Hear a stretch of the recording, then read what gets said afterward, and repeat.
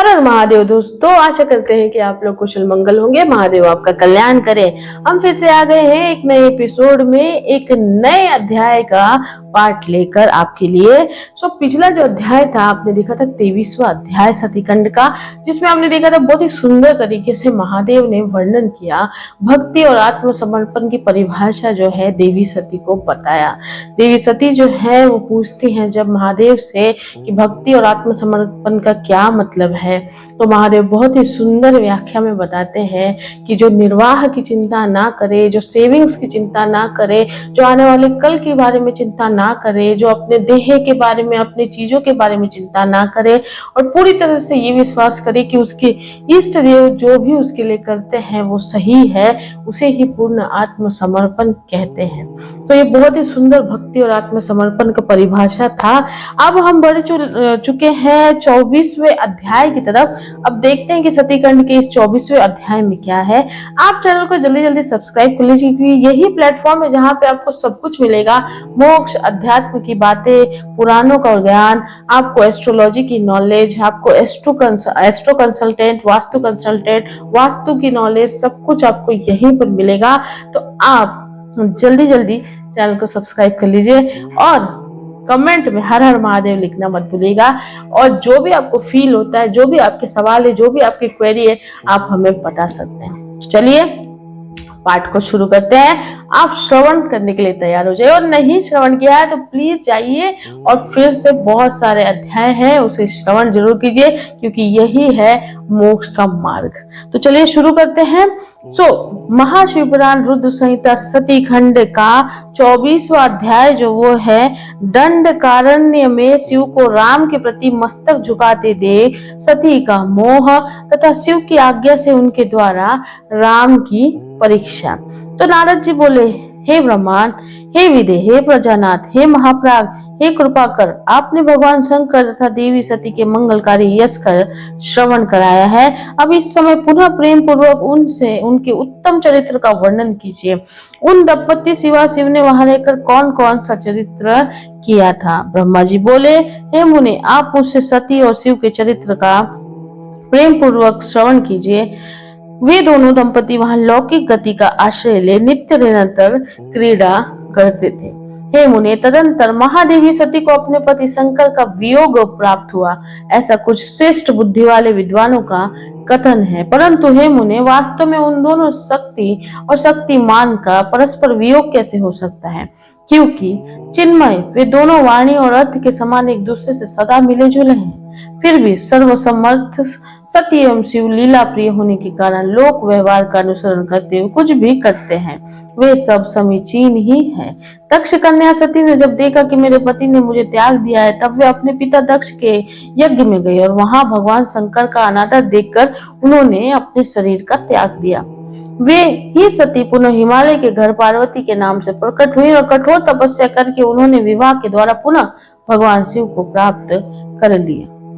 सूत जी बोले, हे महर्षियों, ब्रह्मा जी की इस बात को सुनकर नारद जी ब्रह्मा जी से शिवा और शिव के महान यश के विषय में इस प्रकार पूछने लगे। नारद जी बोले, हे विष्णु शिष्य, हे महाभाग, हे विदे, आप मुझे शिवा शिव के लोक आचार से संबंध रखने वाले उनके चरित्र को विस्तार पूर्वक बताइए। हे तात, भगवान शंकर जी प्राणों से भी प्यारी अपनी धर्म पत्नी सती का किस लिए त्याग किया? ये घटना बड़ी विचित्र जान पड़ती है, अतः इसे आप अवश्य कहिए। आपके पुत्र दक्ष प्रजापति ने यज्ञ में भगवान शंकर का अनादर क्यों किया, और वहां अपने पिता के यज्ञ में जाकर सती ने अपने शरीर का त्याग क्यों किया? पुनः उसके बाद क्या हुआ? महेश्वर ने क्या किया? ये सब बातें मुझसे कहिए, मैं इस वृत्तांत को श्रद्धा युक्त होकर सुनना चाहता हूँ। ब्रह्मा जी बोले, मेरे पुत्रों में श्रेष्ठ है महाप्राज्ञ, हे तात, हे नारद, आप महर्षियों के साथ बड़े प्रेम से भगवान चंद्रमौली का चरित्र सुनिए। श्री विष्णु आदि देवताओं से सेवित परम ब्रह्मा परमेश्वर को नमस्कार करके मैं उनके महान अद्भुत चरित्र का वर्णन करता हूँ। हे मुने, ये सब शिव की लीला है। वे प्रभु अनेक प्रकार की लीला करने वाले, स्वतंत्र और निर्विकार हैं। देवी सती भी वैसी ही हैं। हे मुने, अन्यथा वैसा कर्म करने में कौन समर्थ हो सकता है? परमेश्वर शिव ही पर ब्रह्मा परमात्मा है, जिनका भजन सदा श्रीपति विष्णु, मैं ब्रह्मा, समस्त देवतागण, महात्मा मुनि, सिद्ध तथा सनकादि देव सदैव करते रहते हैं। शेष जी प्रसन्नता पूर्वक जिनके यश का निरंतर गान करते हैं, किंतु कभी भी उनका पार नहीं पाते, वे ही शंकर सबके प्रभु तथा ईश्वर है। ये सब तत्व विभ्रम उन्हीं की लीला से हो रहा है, इसके किसी का दोष नहीं है, क्योंकि वे सर्वव्यापी ही प्रेरक है। एक समय की बात है, तीनों लोकों में विचरण करने वाले लीला विशारद भगवान रुद्र सती के साथ विश्व भर आरूढ़ हो पृथ्वी पर भ्रमण कर रहे थे। अब आपको जानने को मिलेगा इस कथा में कि जो देवी सती थी, उन्होंने अपना देह त्याग क्यों किया। बहुत सारे टीवी सीरियल्स में या बहुत सारे वीडियोस में आपने देखा होगा, बहुत सारी चीजें आपने देखी होगी, लेकिन महाशिवपुराण में अब आपको सच में पता चलेगा कि महादेव और सती माता में दूरियां क्यों हुई।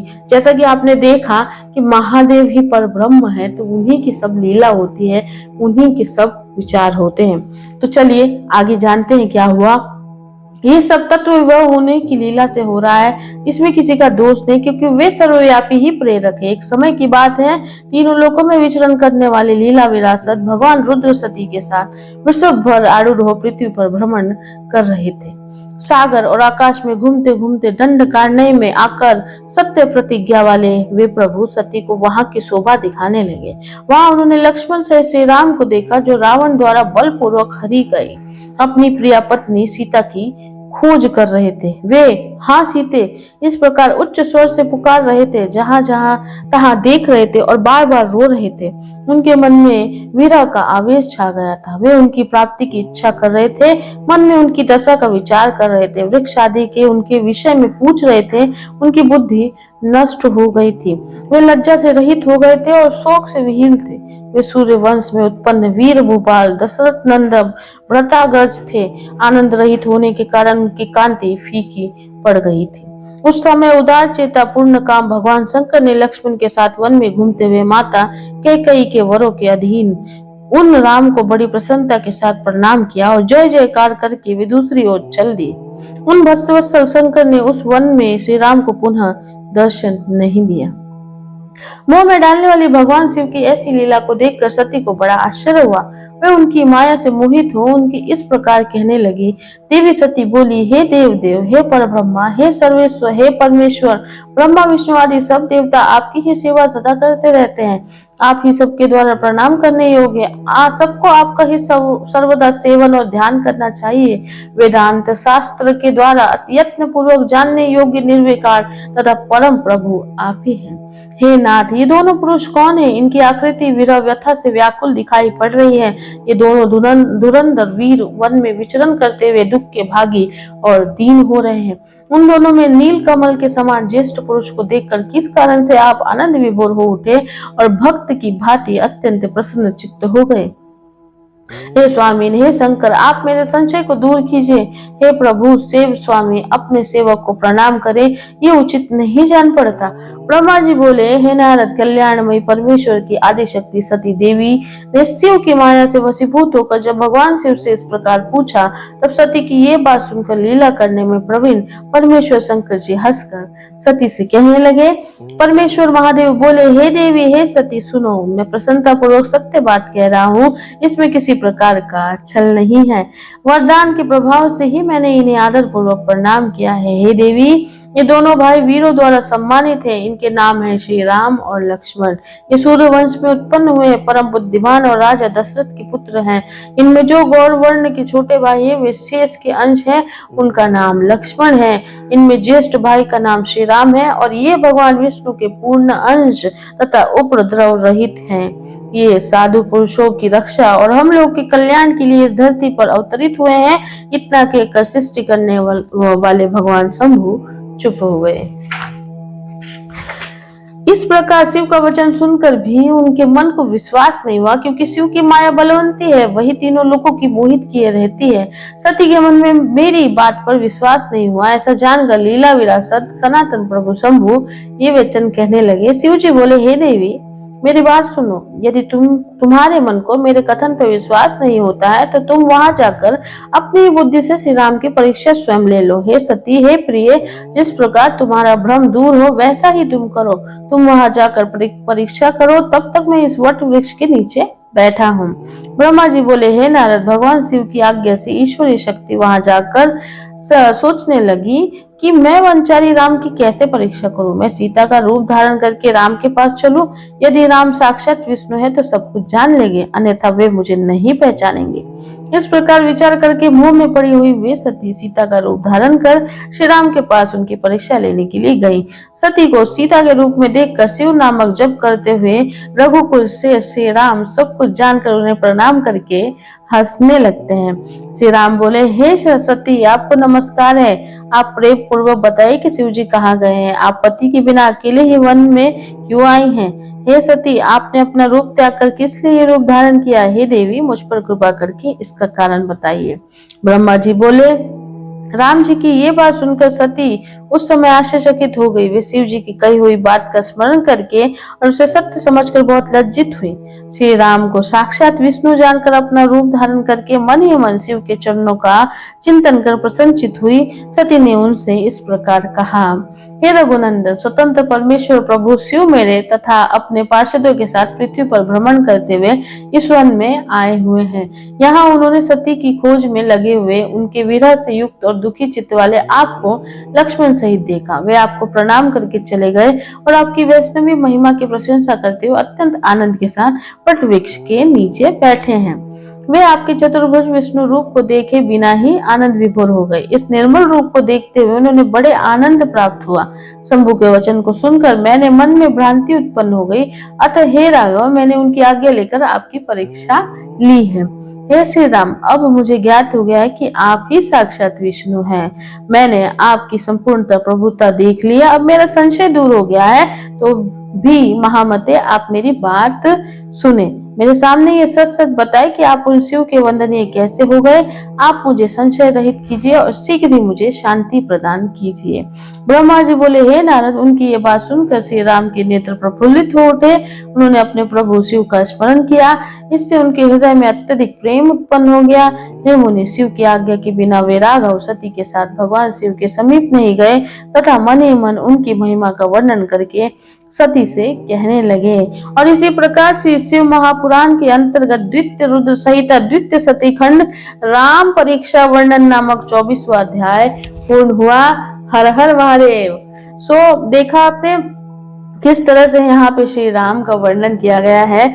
और इसमें ये बहुत ही इंटरेस्टिंग अध्याय था कि जो माता सती हैं या माता पार्वती थी, वो इंसानी देह होने के कारण वो त्रिकालदर्शी नहीं थी और उन्होंने अपने त्रिकालदर्शी भगवान होते हुए भी उन्होंने अपने त्रिकालदर्शी को त्याग दिया था, क्योंकि वो ह्यूमन बॉडी यानी कि इंसानी बॉडी में जन्म ली। तो जैसे हम ह्यूमंस होते हैं, हर चीज में हमें क्यूरियोसिटी होती है, हर चीज में हमें ये लगता है अरे ये कैसे हो रहा है, अरे ये क्या हो रहा है, अरे क्यों हो रहा है, अरे कहाँ हो रहा है, अरे किस लिए हो रहा है ना। तो हम लोग भी बहुत सारे क्वेश्चंस के घिरे होते हैं और हमेशा भगवान से सवाल ही करते रहते हैं। उसी तरह भी सीता ये जो सती माता है, उन्हें भी ये क्वेश्चन हुआ जब वन में दोनों घूम रहे थे, महादेव और सती माता, तो उनको राम जी दिख गए महादेव को। फिर राम जी को उन्होंने वंदन किया और आगे चल दिए। अब सती माता को ये प्रश्न पड़ा कि भाई महादेव किसको प्रणाम कर रहे हैं, तो उन्होंने उनसे पूछ डाला। और फिर महादेव जब उनके बारे में बताए तो सती माता को यकीन ही नहीं हुआ कि भाई ये विष्णु जी हो सकते हैं, ऐसा भी है। तो फिर उन्होंने परीक्षा लेने की ठानी और फिर वो सती के सीता माता के रूप में प्रकट हो गई। पर जो राम जी थे, श्री राम, उन्होंने पहचान लिया कि फिर तो विष्णु के अवतार थे। तो इस प्रकार ये बहुत ही लीला जो रचते हैं ना भगवान, वो एक बहुत ही सुंदर वर्णन के रूप में आती है। तो इस अध्याय में आपने ये देखा कि जो श्री राम है वो किस तरह से भगवान शिव को और किस तरह से भगवान शिव श्री राम को प्यारे हैं। उनका एक अनोखा बंधन, एक अनोखा प्रेम आप बोल सकते हैं वो है। वो एक कहावत भी है कि महादेव के हृदय में विष्णु और विष्णु के हृदय में शिव जी बसते हैं। तो ये एक अलग प्रेम की व्याख्या है। तो चलिए, आई होप कि आपको ये अध्याय समझ में आया होगा। आप इसका श्रवण जरूर करिएगा। अगर कोई भी क्वेश्चन हो, कोई भी कुछ ऐसी चीज नहीं समझ में आ रही तो कमेंट जरूर करिएगा। कमेंट में हर हर महादेव जरूर लिखिएगा। सब्सक्राइब किए बिना मत जाइएगा, क्योंकि यहाँ पे आपको सब कुछ मिलता है। और ये अध्याय का श्रवण करना मत भूलिएगा। बैक टू बैक हम सब ला रहे हैं, भगवत गीता का पाठ भी ला रहे हैं, अभी गरुड़ पुराण भी शुरू करने वाले हैं और बहुत सारी नॉलेज आपको मिलने वाली है। तो चलिए, जितना नॉलेज हमें है वो हम आपके साथ शेयर करने का कोशिश करते हैं। तो चलिए, मिलते हैं आपको अगले एपिसोड में अगले अध्याय के साथ। तब तक आप श्रवण करते रहिए, क्योंकि यही मोक्ष का द्वार है। अपना बहुत बहुत ख्याल रखिए। हर हर महादेव।